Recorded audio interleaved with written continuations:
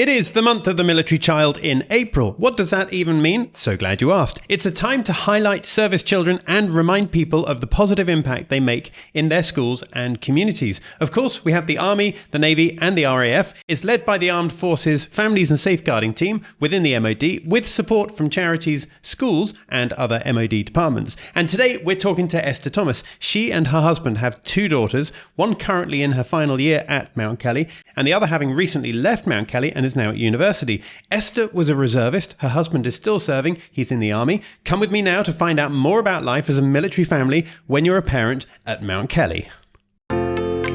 Welcome to Mount Kelly Conversations, the podcast from Mount Kelly in Devon. In each episode, we have conversations with pupils, with staff, and with other people in the school community to find out more about life at the school. Come with us now as we get right into this episode. Esther, thank you for joining us on this episode of the School Podcast. How are you doing today? I'm very well, thank you. It's a pleasure to be here. Yeah, it's great to talk to you. I must ask, have you ever been on a podcast before? Never. How does it feel right now to be on one then? Like a celebrity, but I'm a bit nervous. Okay, all right. It's quite normal, very, very normal. But I can assure you that by the end you won't be feeling like that at all. Dying to talk to you though about being a military family at Mount Kelly. So just give us a snapshot, first of all, your family situation, yourself, your husband, your children, what's going on in your world? Okay, so I was in the reservists for 15 years myself, and through that is where I met my husband. As soon as I had the first child, though, I gave up the reservists. But Alan, my husband, is still a serving member. He is in the army and he's a dental officer. We've got two children, two girls, and they've both been through Mount Kelly. One's gone on and flown the nest and is currently in Edinburgh University, and the other is currently in the final year at Mount Kelly. Okay, fantastic. So when you say having gone all the way through, started right at the beginning then and spent all of her education, I'm thinking about the eldest one here, and is now at Edinburgh. What's she studying at Edinburgh then? She's studying a brand new course called Interdisciplinary Futures. Oh gosh, what does that mean? Please don't ask me what that means. That would be a whole new podcast. I think it'd be very interesting for you to do that one. Fantastic. And then your younger daughter, she's in final year, did you say? So that's year 13? Correct, yes. Is she getting on there? Is she enjoying it? Oh, very much so. Yeah, very much so. I think she's fairly nervous that time is running out at school and that she is now having to become the adult and face the big wide world. Oh, that's quite sweet, really. All of us right now who are adults listening to this are thinking, oh, gosh, that's very sweet. She's not an adult at all, but she's feeling like that. We can all remember, I think, what it was like to be that age, thinking that we're about to step into adulthood and the big wide world. So yes. In terms of the girls' journey, they were both born overseas on our military assignments overseas, and they went to three different primary schools overseas, which is provided through the MOD. And it was only when we returned and were assigned back to the UK that we made the decision to join Mount Kelly. So one was in year 4, in the latter stages of year 4, and the eldest was in year 6.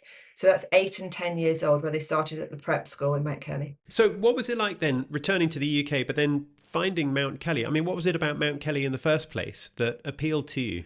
Partly the fact that, our family network is down in the southwest, and that was really important to us being a military family because we never know where we're going to be posted. And should we have gone back overseas, it was vitally important we knew people in the local area. I've always known of Mount Kelly. I am a local girl and wish I would have gone there when I was younger. But I think it was the only place, to be honest, that we visited, and it ticked all the boxes for us immediately. It was a home from home. And that's what we were looking for with young girls at that age. I think many schools would offer the same education offer, but when you're actually looking at the boarding option, it's really important that you feel comfortable and that your children feel comfortable and that it's a homely environment, and that we definitely got that. So what is it about the school that for you created that home from home environment? I think the size of the school was really important. Having been in smaller MOD schools overseas, the girls were used to having smaller classes. So that's not going into a massive, great state school or, a larger independent school was important for us.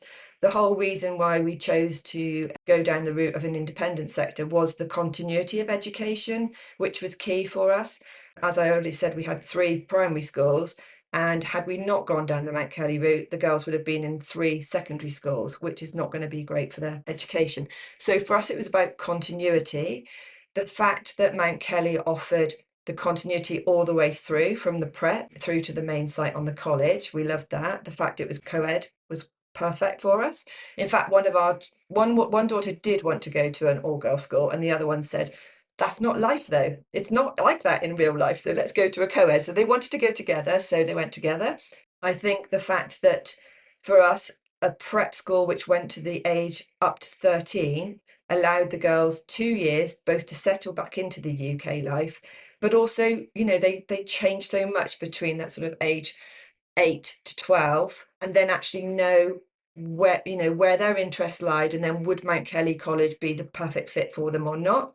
It was for them. They both chose to stay on at that stage, but it just gave us a bit of breathing space from initial entry into an independent sector to then decide whether we wanted to stay or go elsewhere. So I'm dying to ask then, the daughter of yours who initially wanted to go to an all-girls school, what was her view, having, I'm not sure whether this is the elder or the younger, but whether it's the one at university or the one in year 13 now, how does she feel about having gone to a co-ed school now? Oh, absolutely. It's the right fit for her. Yeah. It's funny the way that works out, isn't it? Definitely. Yes. Yeah. I mean, I asked her this morning on the way to school, I told her about the podcast, and I said, what are the things that Mount Kelly have given you? What would you like me to say? And her answer, I said 3 words, please. And her answers were encouraging me, challenging me, and the diversity that the school offers. So I think being a co-ed school, it does enable that diversity of opportunities. And they've got a fantastic performance girls football team, if you wanted to. They've got fantastic outdoor ed, which is co-ed when they're doing it. They're mixed. They're doing Duke of Edinburgh together. They're doing 10 tours together, Devizes Westminster together. And my girls have both done those sort of extracurriculum activities.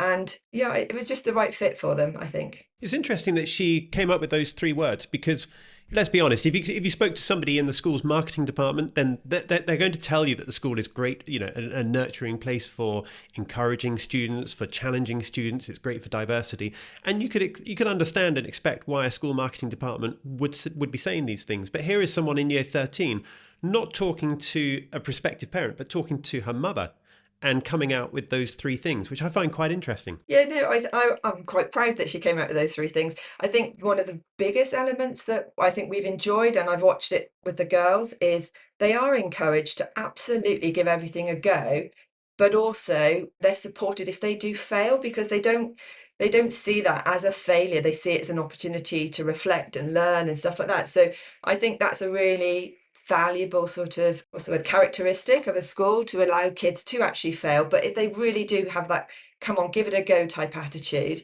And certainly my younger daughter was probably a little bit hesitant. She's a quiet sort of person, but being able to have that safety net of somebody being there to support her was just being fantastic, and she has really just blossomed there.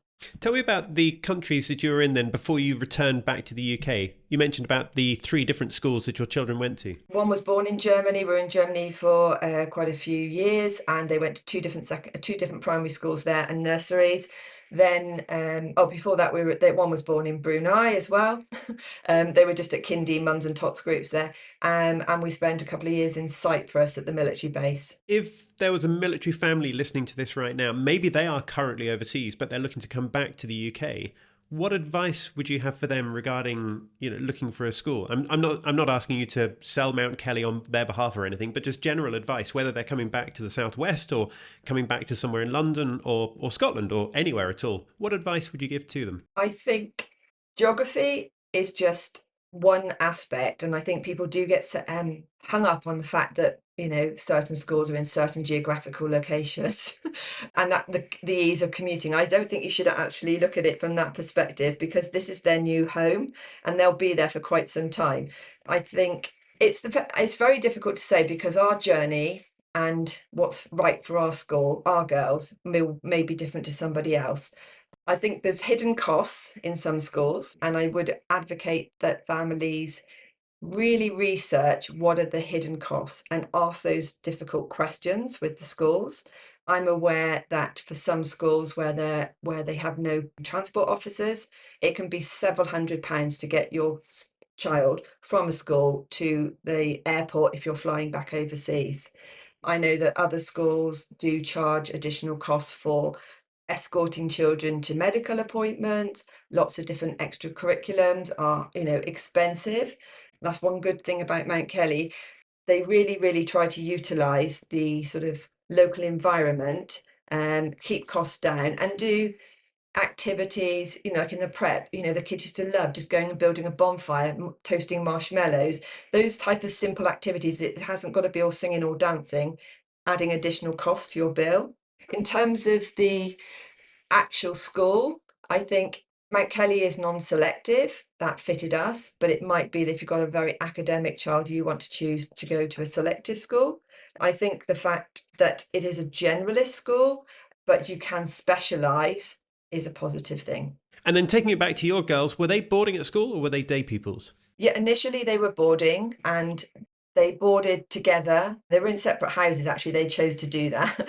But they were boarding until our eldest went off to university. And at that point, because we're getting to the end of our army career and looking to settle down, we've chosen to move back into our own home, which enabled our youngest to become a day pupil. So for the sixth form, I'm back to mama taxi duties and Morgan is going in as a sixth form day pupil. Fantastic. Esther, tell me about how you fill your time when both of your children are at school or at school/university. Well, I actually work for the Army Family Federation, which is an organisation that supports Army families, and I'm the overseas manager. Okay, tell me more about that. So we're an independent charity which supports Army families wherever they are in the world. There is a similar organisation for the RAF families and the Navy families. And basically, we can support and advocate for families on any family issue, whether it's housing, education, childcare, health, immigration, etc. So I can't be very precise because every day is a school day for us as well in work. But that is why I have a lot of knowledge as well about other families' experiences when they're searching for the schools. I spoke with our education advisor the other day in preparation to chatting with you, and we are routinely being asked questions about families being assigned back to the UK or considering to go into the independent sector as opposed to the state sector. What are the pros and what are the cons? Gosh, so everything about your current work, your family situation, the work you were doing before you had children, when you met your husband, I think you said his name is Alan, you are very much a military family, aren't you? Yes, and in fact, one daughter's in the CCF at Mount Kelly and the other's in the University Officer Training Corps in Edinburgh. So, yeah, I would say we're all wearing uniform, and that sort of sense of service is a strong part, I think, of our family values. Yeah, and if I look at the Mount Kelly values, they very much mirror, I think, some of the things we would value within our sort of military or military families. Values of community service, respect, commitment, resilience, all of those sorts of things are really important to military families. And I imagine good preparation for university as well. Yes, boarding, I think that's the one thing that Arwen, who's our eldest, mentioned. She had no fear about going over, leaving school and going to university because she'd lived independently from us for many years as a boarding student. Doesn't mean that she still knows how to cook and iron, but she knows, she can cope with being away, the emotional detachment from living away from your parents. Now, I understand, of course, that April is the month of the military child. Tell me what that's all about. This is an initiative that's really, really going from strength to strength. I think it's been running for about 4 years in the UK, 40 years in the US. And it is a month in April where we actually just celebrate military families, military children in particular. And on the 25th of April, people will be wearing purple in support of recognising military families. Hence, I've got a purple top on today. Purple is the joint colour, meaning it doesn't matter if you're RAF, Navy or Army. Throughout the whole month of April, there's lots of activities going on to encourage and support military families. There's competitions going on. There's a lot of resources, something called the Never Such Innocent are running competitions for military children and poetry, art and school displays. And it's just to give some recognition, not that military children are different, but recognising that they face different challenges sometimes with families being deployed, parents being deployed and stuff like that. So it's a great new initiative, and I'm really, really delighted that actually Mount Kelly, I think this is the first year that they're actually doing it. Mount Kelly are doing quite a lot of activities to support the military children.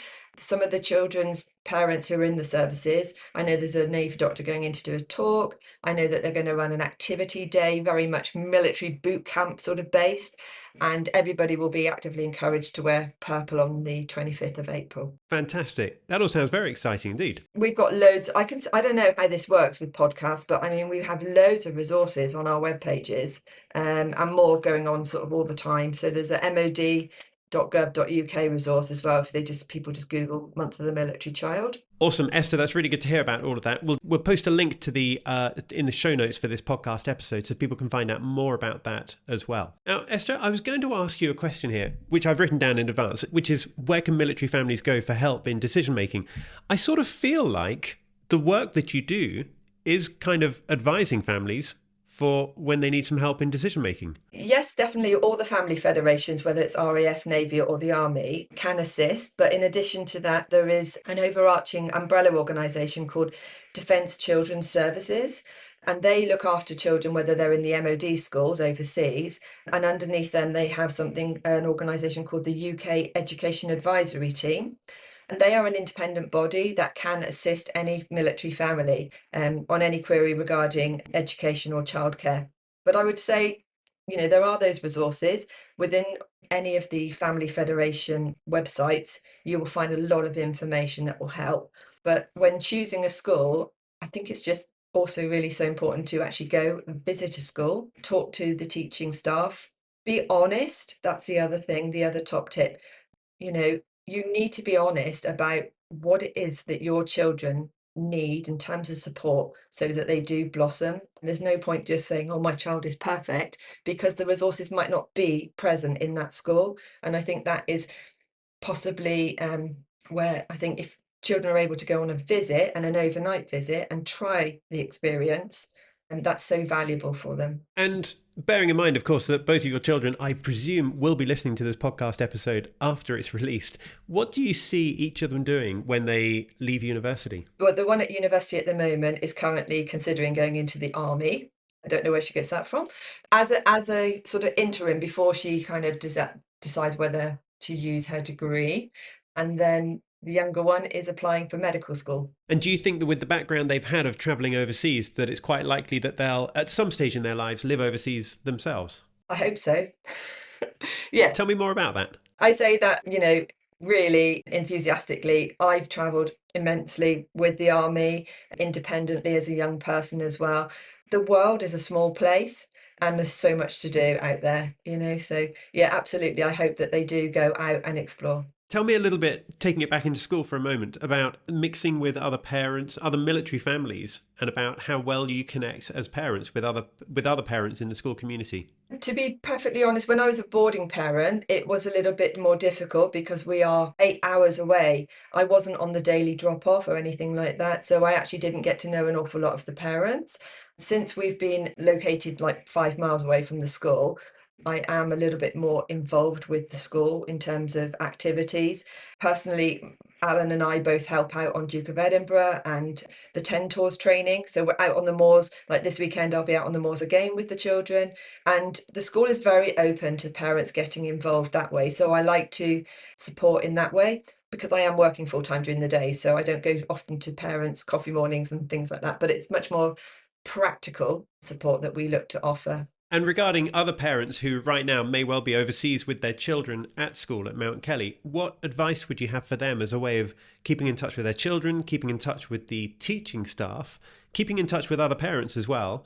I'm thinking that in 2025 there seems to be an increase in the way that we can communicate with other people through, WhatsApp and simple things like that. Yeah, sure. And I think that's been a tremendous advancement with all of the parent consultations now.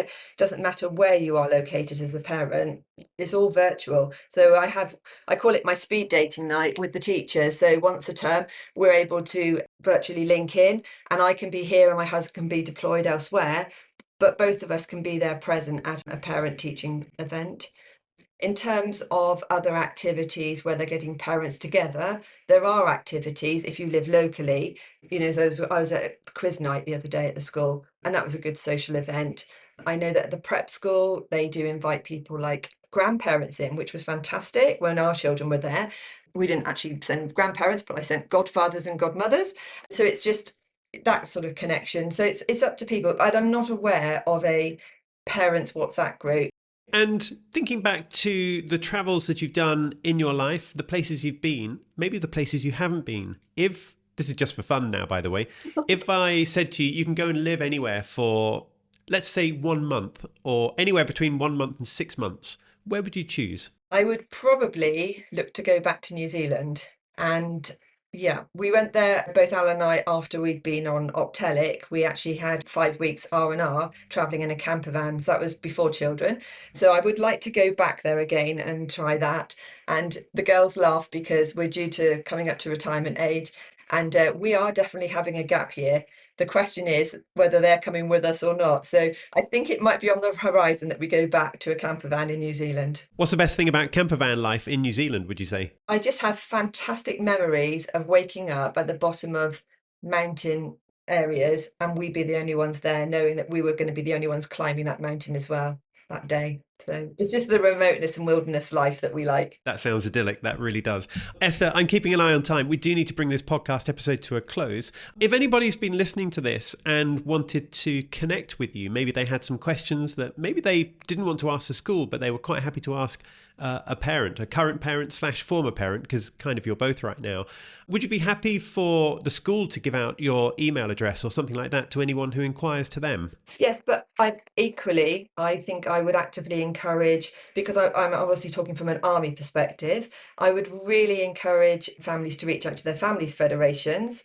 But yes, equally, they can come to me as well as an individual. Well, that's really good. Esther, thank you so much for your time. Let's bring this to a close. I really appreciate you being here and sharing your thoughts, feelings, and experience of being a part of a military family at Mount Kelly. Thank you so much. You're welcome.